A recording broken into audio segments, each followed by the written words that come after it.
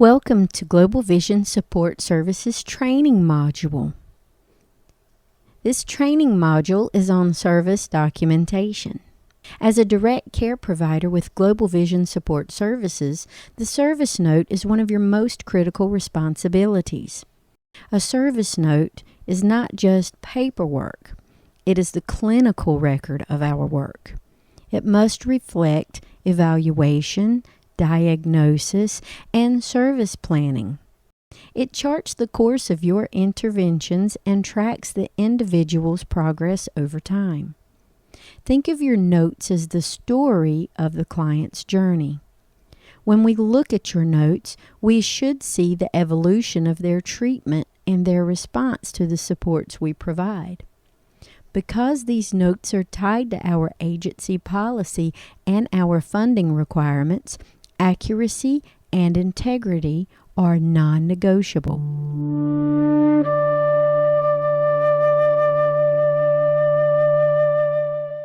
Policy and professional standards.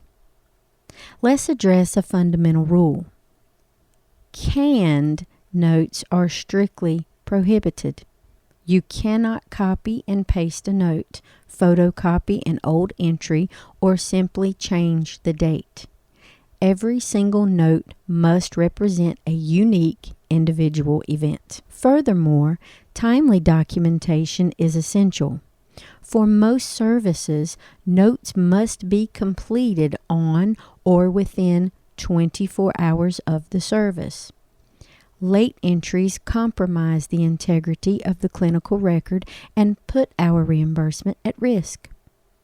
When you write your entries, it must be accurate, documenting the facts, timely, recorded close to the event, objective, avoiding your own personal conclusions, and specific, descriptive rather than vague. Keep it clear, concise, and most importantly, professional. Never be critical or biased, and never name another service recipients. Use initials or record numbers instead. Required elements. Every service note must contain specific elements to be complete. You need the individual's name and record number, the Medicaid ID where applicable, the date, the specific service provided, and the type of contact, whether it was face-to-face, via phone, or a collateral contact. You must document the purpose of the contact as it relates to the goals in the Person-Centered Plan, or PCP. Your description of the intervention must show that you were actively engaged with the individual. You must state the total time spent, and most importantly, you must document the effectiveness of the intervention, how the individual responded, and their progress toward their goals.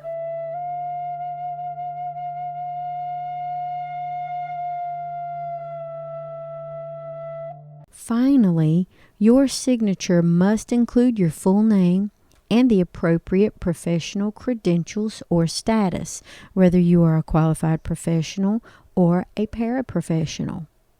The audit-proof mindset. Many people ask, are there secret words that make a note audit-proof? The answer is no. It's about learning to clearly document the services you are providing. The primary rule is that the intervention must always be evident. Any outside auditor should be able to pick up your note and immediately identify what you did, why you did it, and how it relates to the time billed.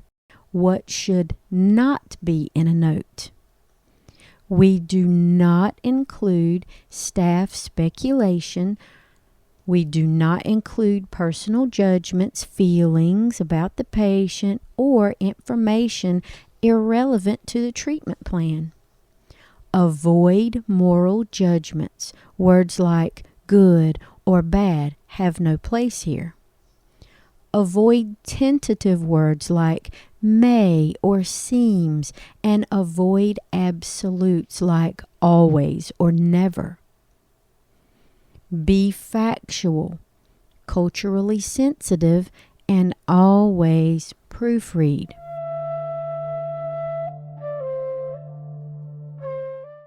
The what, how, why method.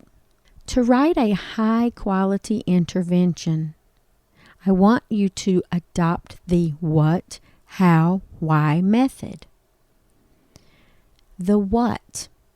What did you do? Did you explain, teach, or demonstrate? The how. How did you do it? Did you use modeling, role play, or a feelings thermometer? The why. Why did you do it? This is the link back to the goal. For example, staff demonstrated appropriate social skills by conducting a role play activity with the consumer in order to assist him in cultivating positive relationships with peers. When you describe the intervention, write a progressive narrative.